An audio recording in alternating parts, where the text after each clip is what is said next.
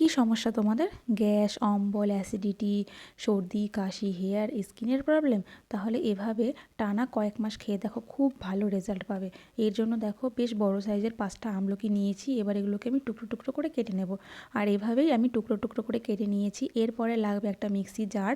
আর এই মিক্সি জারের মধ্যে এবার আমি টুকরো করা আমলকিগুলোকে দিয়ে দেবো। আর সামান্য পরিমাণে জল দিয়ে এটাকে আমি একটা পেস্ট বানিয়ে নেব। দেখো একটা পেস্ট তৈরি হয়ে গেছে। এবার আমি এটা থেকে রস বের করে নেব। এর জন্য একটা লাগবে ছাঁকনি। আর এই ছাঁকনির সাহায্যে আমি আমলকির থেকে রসগুলো বেশ ভালো করে বের করে নেব। দেখো এভাবে আমি গ্লাসের মধ্যে বের করে নিয়েছি। যেহেতু আমলকির রসটা একটু কষকষ লাগে, টকটক লাগে, তার জন্য এর স্বাদটাকে বাড়ানোর জন্য আমি সামান্য পরিমাণে দিয়ে দেবো এখানে বিট নুন। আর এইভাবে তোমরা টানা কয়েক মাস যদি সকালবেলা খালি পেটে খেতে পারো, প্রমিস করছি তোমাদের যত রকম সমস্যা আছে সব কিছু থেকে তোমরা মুক্তি পাবে। আমলকির অনেক গুণাগুণ রয়েছে, সেটা তোমরা কম বেশি সবাই জানো।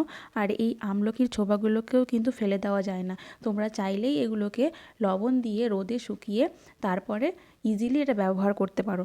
আমার ভিডিওটা কেমন লাগলো কমেন্ট করতে একদম ভুলো না কিন্তু। আবারও দেখা হবে পরের ভিডিও।